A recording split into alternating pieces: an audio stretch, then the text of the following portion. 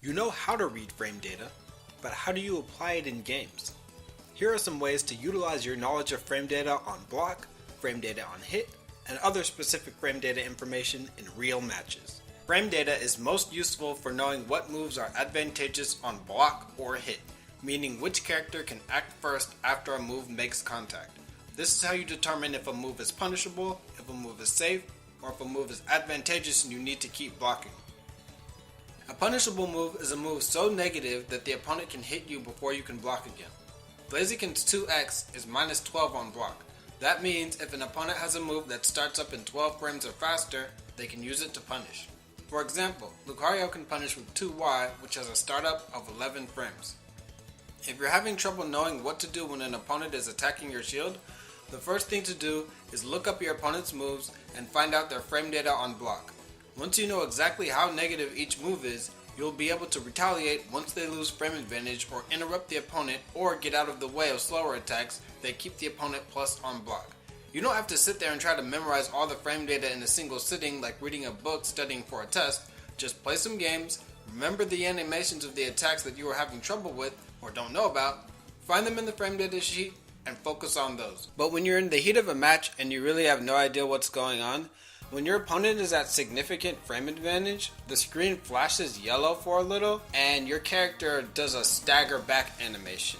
And usually when your opponent is negative, they do an extended stagger back animation to show that either they're punishable or that they're just very negative. Learn how big the gaps are in your opponent's pressure and when you can strike back.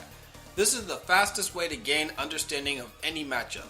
Without doing this, you're basically just playing in the dark and hoping you get lucky and land a hit. Frame data can help you determine whether or not you can continue your offense afterwards. Blaziken's 8x is plus 4 on block, so after the opponent blocks it, if both characters do a move of the same speed afterwards, Blaziken's will come out first and win. Well, unless the move had armor or some sort of invincibility. Also, two moves clash if they connect on the exact same frame, such as when Blaziken is plus 4 and uses a 15 frame move against Lucario's 11 frame move. This either causes both characters to stagger back and do no damage, or the stronger attack, strength is an arbitrary property, will cause an explosion effect, increase hit stop, and beat out the weaker attack. If a move has enough frame advantage, you can combo after it. Shadow Mewtwo's 8x is plus 12 on hit, meaning you can move 12 frames before the opponent can move or block again. So you can use a move 12 frames or faster, like 2YY, which is 11 frames, to continue your combo. From our previous example, Blaziken's 8x is plus 8 on hit, meaning it recovers 8 frames before the opponent instead of 4. But since Blaziken does not have any 8 frame moves, it still cannot combo after it. Following up a move with another move after the first move recovers is called a link. Combos are also possible using cancels, which is interrupting the recovery of a move into another move. Frame data does not incorporate cancel data because there is so much variation, so it's up to you to find what combos you can do using both the links and cancels. Even if your move starts up faster than the opponent, it might not win for various reasons. Counterattacks have armor starting frame 1, and so do most command counters and red armored attacks. Also, your opponent's attack might have upper, lower, or full body invincibility. 8Ys are usually used as anti-airs because they have upper body invincibility starting frame 5. Some of them are even upper body invincible starting frame 1.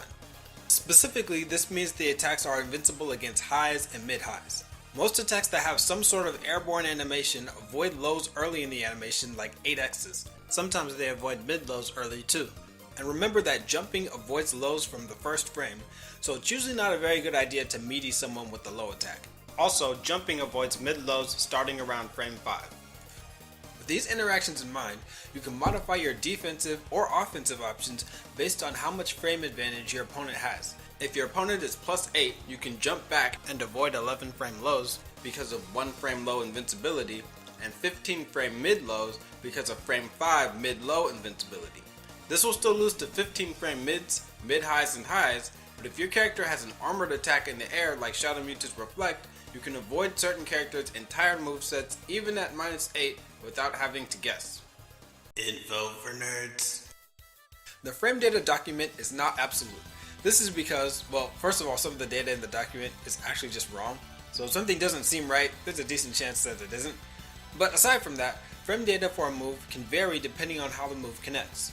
We know that moves have startup frames, active frames, and recovery frames. A move can make contact with the opponent on any of those active frames. Usually, moves connect on their first active frame.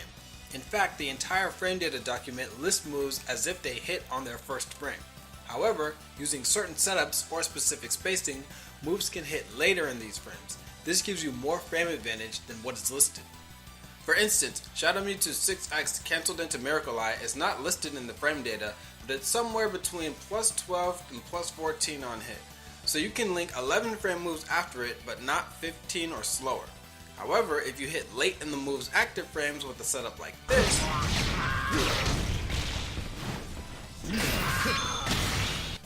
now you can link 15 frame moves after it. I've put a more technical explanation of why this works in my written guide, but basically if you hit with an attack later in its active frames, you get more frame advantage than you normally would. This same principle is why dive kicks and jumping attacks have less frame advantage when done high in the air and more when done lower to the ground. Hitting lower to the ground reduces the amount of frames the attacking character has to transition to the ground, although the defender is still always taking the same amount of hit stun or block stun. Bottom line is, hitting with moves late in their active frames makes you recover faster in relation to how fast the opponent does, which can grant you more frame advantage and make you safer from armored reversals like counterattacks. Don't avoid learning frame data. It only stunts your growth as a Pokken and fighting game player. Knowing attack startup speeds and their frame data on block and hit will improve your offensive pressure and give you knowledge for how to improve your defense drastically. Remember, don't try to memorize everything at once. Keep the frame data sheet up every time you play some matches and try to memorize a few attacks every session. That's it for Chapter 4. See you next time.